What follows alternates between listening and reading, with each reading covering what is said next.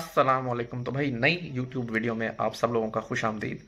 तो पाकिस्तान 4-1 से T20 series हार गया। दुख की बात तो है क्योंकि सेना कंट्रीज से साउथ अफ्रीका, इंग्लैंड, न्यूजीलैंड और ऑस्ट्रेलिया, ये 4 कंट्रीज जो हैं, इनसे पाकिस्तान पिछले 12 मैचेस में से सिर्फ एक T20 मैच जीता है, सिर्फ एक, और 11 हारा है। और जो एक मैच जीता है वो इसी सीरीज में जीता है, हसन नवाज, मोहम्मद हारिस और सलमान आगा की मेहरबानी, वरना तो 11 मैच हारा ही है पिछले 12 में से। पिछले साल भी जब पाकिस्तान ने न्यूजीलैंड का टूर किया था तो 4 मैच हारा था और एक जीता था। इस साल भी वही 4 मैच हार गए और एक जीता सिर्फ। यार एटलीस्ट 2 मैच तो जीतने चाहिए थे यार पाकिस्तान को। हाँ, ये बात भी सही है कि भाई यंगस्टर्स हैं। पिछली दफा तो वो बाबर रिजवान भी कह रहे थे, इस दफा यंगस्टर्स गए हैं, मतलब काफी प्लेयर्स पहली दफा गए हैं।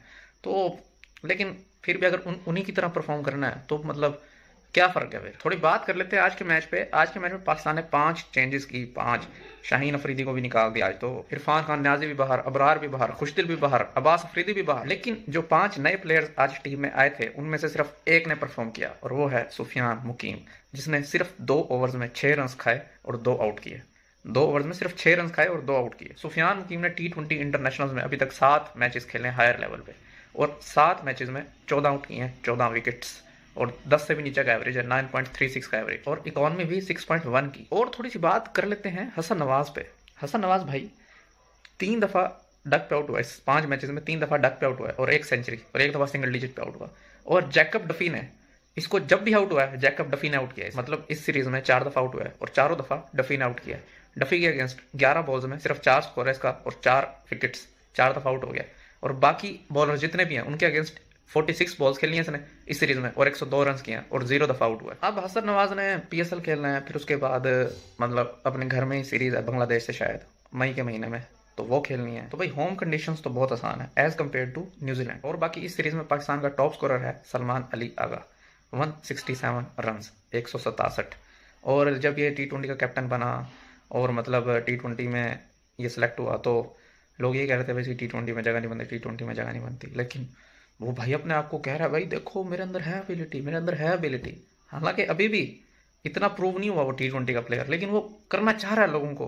तो भाई कह रहा है कि भाई मेरे अंदर T20 मतलब छक्के मारने की एबिलिटी है। अब पूरी सीरीज में इसने ही सबसे बेटर खेला है और 150 उसकी विनिंग कॉज में भी है। ये नहीं कि मतलब वो अपने स्कोर करके निकल लिया। और अगर पाकिस्तान की बॉलिंग की बात कर ली जाए तो इस सीरीज में सबसे ज्यादा विकेट लिए हैं पाकिस्तान की तरफ से हारिस रऊफ ने, 8 आउट किए हैं 4 मैचेस में, और इकोनॉमी भी 8 से नीचे है, 8 से नीचे इकोनॉमी है, तो ये नॉर्मल है भाई। पाकिस्तान का सबसे most impactful player Haris Rauf ही था इस सीरीज में, अकॉर्डिंग टू ESPN क्रिकइंफो। पिछली दफा जब टूर किया था न्यूजीलैंड का पाकिस्तान ने तो था शाहीन शाह अफरीदी, सही है। और जब न्यूजीलैंड ने टूर किया था पिछली दफा पाकिस्तान का तो भी था शाहीन शाह अफरीदी, अब है हारिस रऊफ। मतलब पिछली 3 सीरीज में, New Zealand versus Pakistan T20 series में पिछली 3 जो हुई हैं, 2 दफा शाहीन अफरीदी और 1 दफा Haris Rauf, most valuable player. आज हारिस रऊफ को रन लगे हैं 2 ओवर्स में 22, सही है।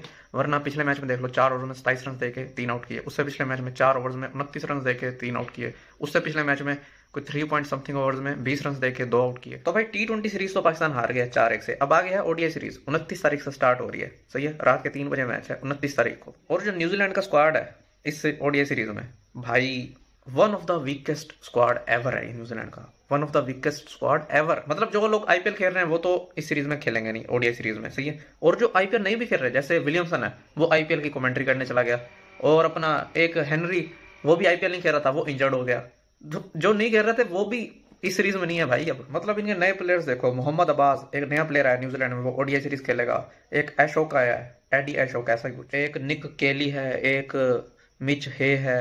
तो भाई ये one of the weakest squad है न्यूजीलैंड का। अगर पाकिस्तान ये सीरीज जीत जाता है तो आप लोगों ने अपना फुद्दू नहीं लगवाना, सही है, कि कहीं खुश होने लग जाओ यार हम जीत गए ODI सीरीज। ओ भाई चैंपियंस ट्रॉफी में सबसे पहले ग्रुप एग्जिट हुए थे ये, अब ये C-D टीम के खिलाफ जीत के फिर आपको फुद्दू लगाएंगे। और अब तो ODI टूर्नामेंट भी 2027 में है, सही है। 2026 में कोई ODI टूर्नामेंट नहीं है, 2025 में कोई ODI टूर्नामेंट नहीं है अब, सही है। तो भाई ये सीरीज जो ODI सीरीज आ रही है, ये जीतो या हारो, पाकिस्तान का इससे कोई नुकसान या फायदा नहीं है अब।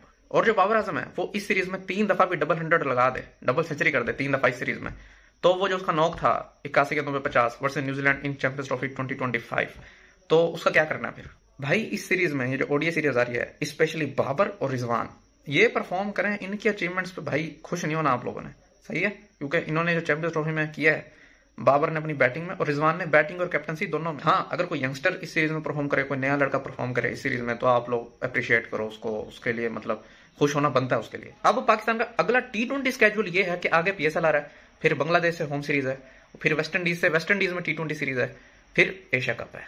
शायद ऐसे ही है।